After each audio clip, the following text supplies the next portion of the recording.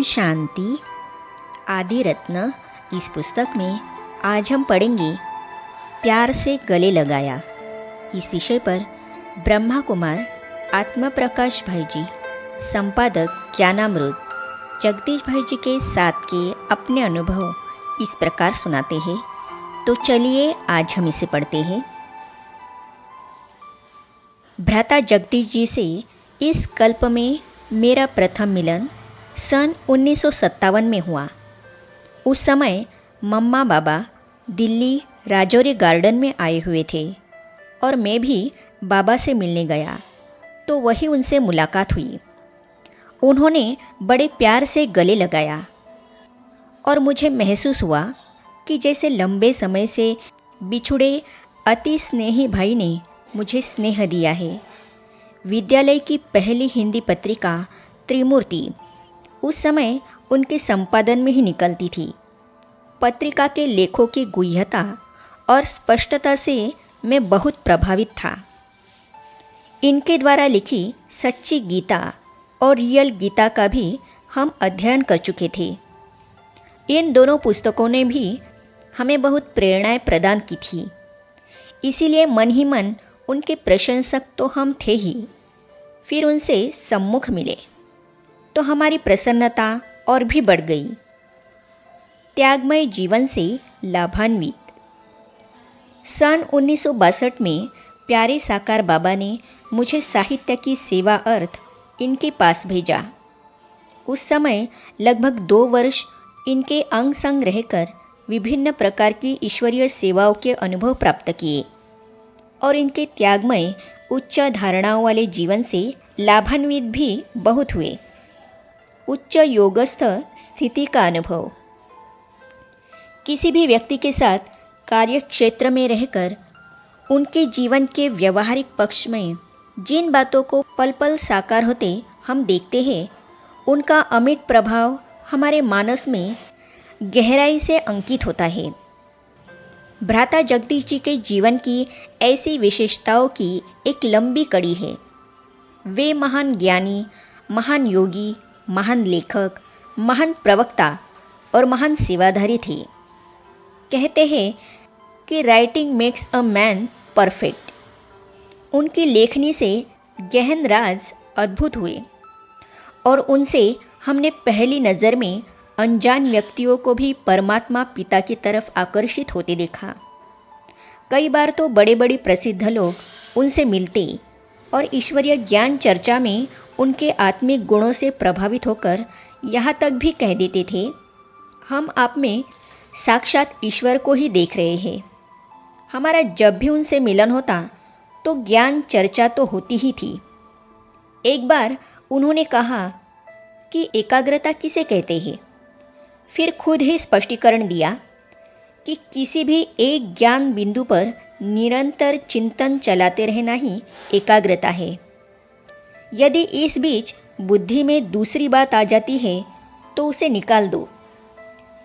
वे ये भी कहते थे कि यदि आपको अच्छी अनुभूति हो रही है और बीच में किसी कारण से सफ़ेद लाइट हो जाती है तो आप अपनी अनुभूति की स्थिति के आनंद में मगन रहो, नीचे नहीं आओ। उनके पास बैठने से ही उनकी उच्च योगस्थ स्थिति का अनुभव हो जाता था, क्योंकि हमारा भी योग लग जाता था। ऐसा नहीं कि कुछ विशेष घड़ियों में ऐसा होता था। हर समय स्वाभाविक ढंग से ही वे आत्मस्मृति और परमात्मा स्मृति की स्थिति में रहते थे। तीव्र लगन और उमंग से सेवा। मेरे प्रारंभ काल में जब दिल्ली में अनेक स्थानों की जानकारी अर्थ मुझे साथ लेकर जाते और बताते कि यहाँ छपाई होती है, यहाँ ब्लॉग बनते हैं, तो बहुत जगह पैदल ही आना जाना होता था। उस समय वे अपने लंबे ऊंचे हृष्ट-पुष्ट शरीर से चलते थे और मुझे दौड़ना पड़ता था। हर सेवा तीव्र लगन और उमंग से संपन्न करते हुए इन्होंने ईश्वरीय जीवन के 50 वर्षों में अपना तन मन श्वास संकल्प सब कुछ विश्व सेवा में अर्पण कर दिया। दृष्टि से ओझल होते भी मन से ओझल नहीं। संसार रंगमंच पर आने वाले हर पार्टधारी को शरीर तो छोड़ना पड़ता है, यह अटल सत्य है। परंतु शरीर छोड़कर भी महामानव अपनी कर्मठता, सच्चाई, कर्तव्यपरायणता, दूरदृष्टि, निर्भयता, अडोलता, सर्व के प्रति सच्चे रूहानी स्नेह, पवित्रता, विशाल हृदयता, त्याग, अपनत्व इत्यादि गुणों की अपनी सूक्ष्म तस्वीर को रंगमंच पर छोड़ जाता है। वह सदा सदा के लिए सर्व के लिए प्रेरणा स्तोत्र बना रहता है। दृष्टि से ओझल होने पर भी मन से ओझल नहीं होता है। छोटे अस्तित्व के लुप्त होने पर उनके गुण और विशेषताओं का विशाल अस्तित्व उदधि की तरह ठाठे मारकर बार बार मन रूपी किनारे को छू लेता है। सादगी और मितव्ययता के अवतार। ईश्वरीय विश्वविद्यालय में बेगरी पार्ट में समर्पित होने वाले प्रथम समर्पित ब्रह्मा कुमार जगदीश भ्राता जी का जीवन सादगी और मितव्ययता का मानव अवतार था। उनकी सदा यही इच्छा रहती थी कि जो भी कार्य किया जाए वह बढ़िया से बढ़िया और सस्ते से सस्ता भी हो। वे समय के बहुत ही पाबंद थे। जब कोई कार्य पूर्ण करके उनके सामने जाते थे तो उनकी पारखी दृष्टि उसमें रही हुई खामी को तुरंत पकड़ लेती थी। वे हर कार्य में परफेक्शन चाहते थे। उनकी इस चाहना को पूर्ण करने के लिए अथक प्रयास करने पर भी कई बार आरंभ काल में मुझे सफलता न भी मिलती रही हो, परंतु उनके मार्गदर्शन में किए गए पिछले कई वर्षों के मेरे कार्य से वे बहुत प्रसन्न थे। उन्हें आभास हो गया था कि वे अब बहुत दिनों तक इस तन में नहीं रहेंगे। मैं भी उनकी इस आंतरिक भावना को समझ गया था। मैं अन्य सब कार्यों से पहले उनके द्वारा निर्देशित कार्य को संपन्न करता था। शरीर छोड़ने से लगभग 1 मास पूर्व जब मैं उन्हें सुखधाम अर्थात मधुबन में मिलने गया और भिन्न भिन्न प्रकार की छपी हुई पुस्तकें दी तथा मैंने कहा कि भाई साहब, हम तो भरत मुआफिक आपके कार्य को सरंजाम दे रहे हैं। उन्होंने बड़े प्यार से कहा, आत्मा, मुझे खुशी है कि तुम भी काफ़ी अनुभवी हो गए हो। ज्ञानामृत की संख्या भी काफ़ी बढ़ गई है और इसका स्तर भी काफ़ी अच्छा हो गया है। पुस्तकें भी ठीक छप रही है। इस प्रकार उनकी संतुष्टता से प्राप्त दुआओं से मैं गदगद हो गया। अंत तक सेवारत। शरीर छोड़ने से 1 सप्ताह पूर्व उन्होंने पूछा कि कार्टून और कहावतें यह पुस्तक कहाँ तक छपी है। मैंने कहा कि अभी छपना जारी है, जल्दी करो। ऐसा आदेश मिलते ही मैंने उसे जल्दी तैयार करवाकर 3 दिन बाद ही उनके सामने पेश किया और उनके मुख से निकला, चलो यह कार्य भी पूरा हुआ, और मुझे धन्यवाद दिया।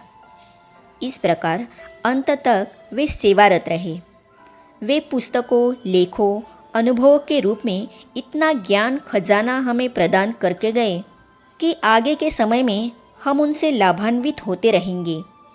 उनके द्वारा निर्मित ईश्वरीय संविधान, उनका स्वयं का नष्टोमोहा स्मृति लब्धा स्वरूप, ईश्वरीय नियम, धारणाओं में वज्र के समान अडोल जीवन हमें सदा प्रेरित करता रहेगा। अंतिम श्वास तक उनको स्वयं से एक ही गिला रहा कि हम शिव बाबा को संपूर्ण जगत में प्रत्यक्ष नहीं कर पाए।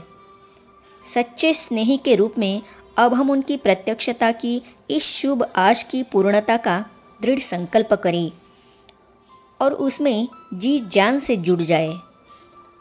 दिल्ली हस्तसाल से भावना बहन जगदीश भाई जी के साथ का अनुभव इस प्रकार सुनाती है। हर बात की योजना। कोई भी कार्यक्रम होता तो भाई जी छोटी से छोटी बात का भी ध्यान रखते। कार की पार्किंग कहाँ करनी है, जूते चप्पल कहाँ निकाले जाएंगी, स्टेज कहाँ पर बनेगी, आदि आदि।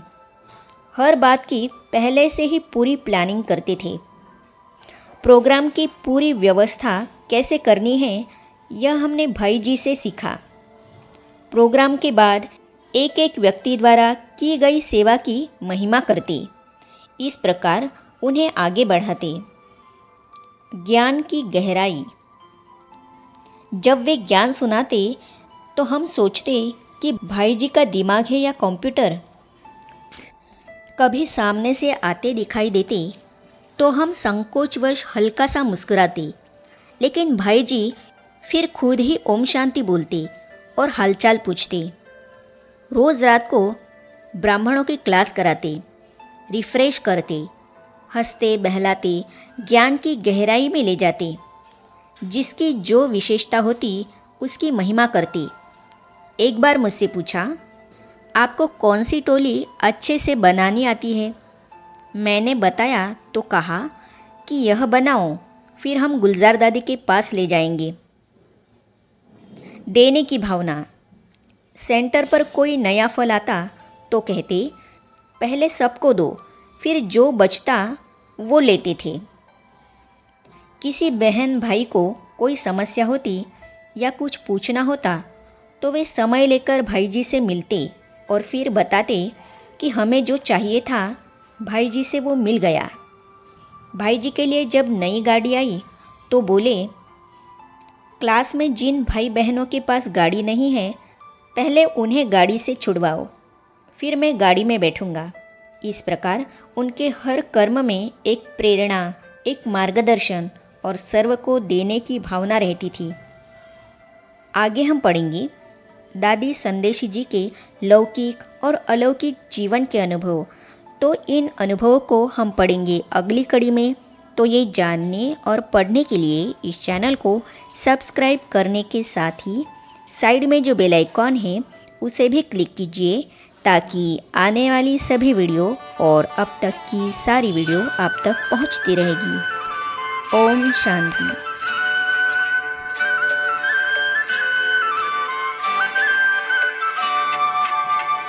पाना था जो पा लिया, कुछ भी रहा